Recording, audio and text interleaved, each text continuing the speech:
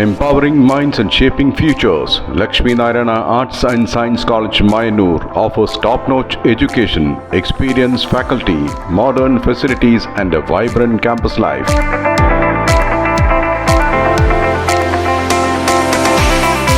Join us for a journey of learning, growth and success.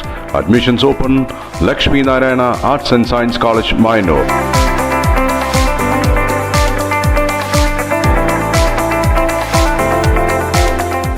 Panamanna ഇത്തിയാൻമലയിൽ പ്രവർത്തിക്കുന്ന കരിങ്കൽ ക്വാറിയുടെ എല്ലാ ഖനന പ്രവർത്തനങ്ങളും താൽക്കാലികമായി നിർത്തിവെക്കാൻ ജില്ലാ കളക്ടറുടെ ഉത്തരവ്. പനമണ്ണ ഇത്തിയാൻമലയിൽ പ്രവർത്തിക്കുന്ന കരിങ്കൽ ക്വാറിയുടെ എല്ലാ ഖനന പ്രവർത്തനങ്ങളും താൽക്കാലികമായി നിർത്തിവെക്കാൻ ജില്ലാ കളക്ടറുടെ ഉത്തരവ്. മനുഷ്യാവകാശ കമ്മീഷന്റെ ഇടപെടൽ, ഇത്തിയാൻമല സംരക്ഷണ സമിതിയുടെയും പനമണ്ണ ജനകീയ സമിതിയുടെയും പരാതികൾ, വിവിധ വകുപ്പുകളുടെ റിപ്പോർട്ടുകൾ എന്നിവയുടെ അടിസ്ഥാനത്തിൽ നടത്തിയ സംയുക്ത പരിശോധനയിലാണ് ഗുരുതരമായ ക്രമക്കേടുകളും അപകട സാധ്യതകളും കണ്ടെത്തിയത്.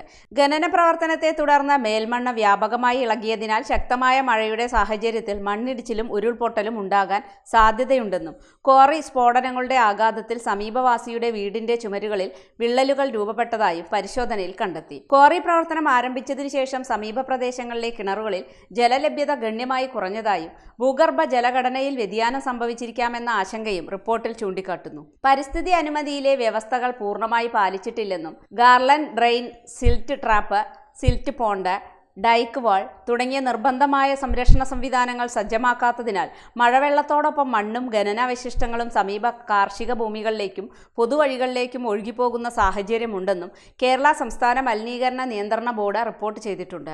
ഇതിന്റെ അടിസ്ഥാനത്തിൽ ക്വാറിയുമായി ബന്ധപ്പെട്ട ഓൺലൈൻ ട്രാൻസിറ്റ് പാസുകളുടെ വിതരണവും ജിയോളജി വകുപ്പ് താൽക്കാലികമായി നിർത്തിവെച്ചിട്ടുണ്ട്.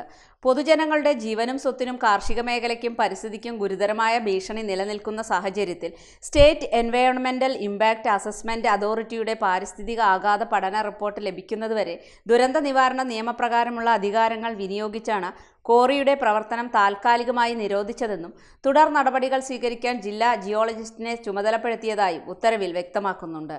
മുഖ്യമന്ത്രിയുടെ CMO പോർട്ടൽ മുഖേന ക്വാറിയുടെ അനുമതി പുനഃപരിശോധിക്കണമെന്നാവശ്യപ്പെട്ട് നൽകിയ പരാതിക്ക് ജില്ലാ കളക്ടറേറ്റിൽ നിന്ന് നൽകിയ മറുപടിയിൽ പാരിസ്ഥിതിക ആഘാത പഠന റിപ്പോർട്ട് ലഭ്യമാകുന്നതുവരെ ക്വാറിയുടെ പ്രവർത്തനം താൽക്കാലികമായി നിർത്തിവെച്ചതായി ഔദ്യോഗികമായി അറിയിച്ചിട്ടുണ്ട്.